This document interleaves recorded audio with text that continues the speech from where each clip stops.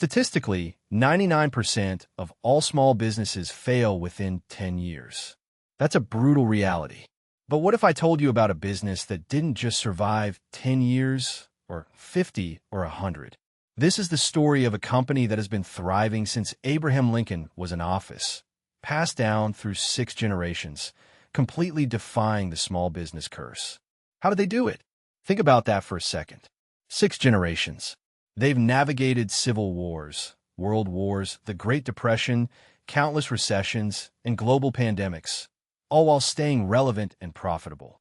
Most family businesses collapse by the 3rd generation, torn apart by infighting or inability to adapt.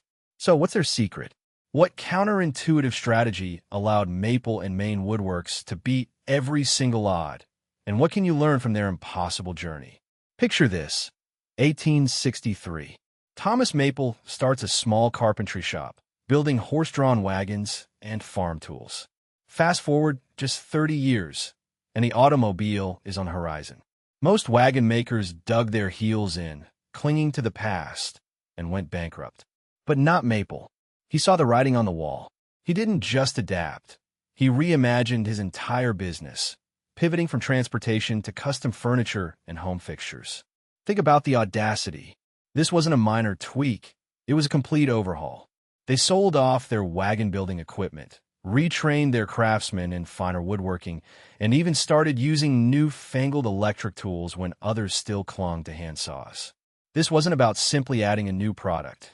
It was about understanding their core skill, precision craftsmanship, and applying it to an entirely new, growing market. This early, radical adaptability set the tone for every generation to come. They weren't just woodworkers. They were problem solvers, always asking, what does the community need next? In an age of global supply chains and anonymous online shopping, how does a local furniture shop survive? Maple and Maine's secret weapon was an unwavering commitment to community and personal connection.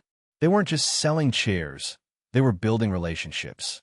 During the Great Depression, when cash was scarce, they bartered for goods, fixed furniture for free for struggling neighbors, and even helped build community centers. They became an indispensable pillar of their town. Fast forward to today, and they still know their customers by name. They offer personalized consultations, free design services, and stand by every piece with a lifetime guarantee. Is it old-fashioned? Maybe. But while other businesses chase fleeting trends and impersonal transactions, Maple and Maine doubled down on trust, quality, and word of mouth. And guess what? Their old-fashioned approach built an impenetrable fortress of customer loyalty. They understood that in a world of endless choices, people crave connection and reliability more than ever. But how do they manage the money to do all this? Surviving since Lincoln means surviving at least 20 major economic downturns, including the crash of '29 and the 2008 financial crisis. How? Their financial philosophy was surprisingly simple, yet incredibly disciplined.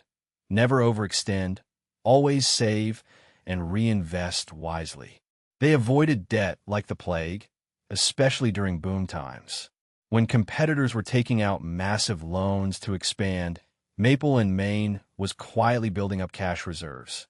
This allowed them to not just survive, but even thrive during recessions, often buying equipment at a discount or hiring skilled craftsmen laid off by less prudent companies.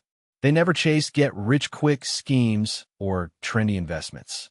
Their focus remained squarely on the core business, improving efficiency and maintaining a lean operation.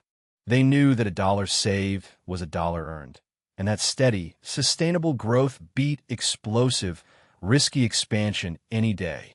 This financial conservatism wasn't just about survival. It was about creating a buffer that allowed them to take calculated risks when others couldn't. It's a stark contrast to many modern businesses, isn't it? Which brings us to another huge challenge they faced. If you're finding these insights as mind-blowing as I am, and want to uncover more secrets to business longevity and success, make sure you hit that subscribe button. Join our community of forward thinkers who are ready to build businesses that don't just survive, but truly thrive for generations. So, after 6 generations, countless challenges and radical transformations. What's the single, counterintuitive secret that allowed Maple and Maine woodworks to survive since Lincoln? It wasn't just one thing, but a powerful combination rooted in radical humility. Each generation had the humility to acknowledge when their methods were outdated, the humility to listen to their customers, and the humility to put the long-term health of the business above their personal ego or preference. They never clung to tradition just for tradition's sake, but always stayed true to their core values of quality craftsmanship and community service. They understood that the how could change dramatically, but the why must remain constant. This relentless focus on core values, combined with a willingness to completely reinvent their products and processes, is what allowed them to defy the small business curse. What radical change does your business need to make today? Hit subscribe for more game-changing insights.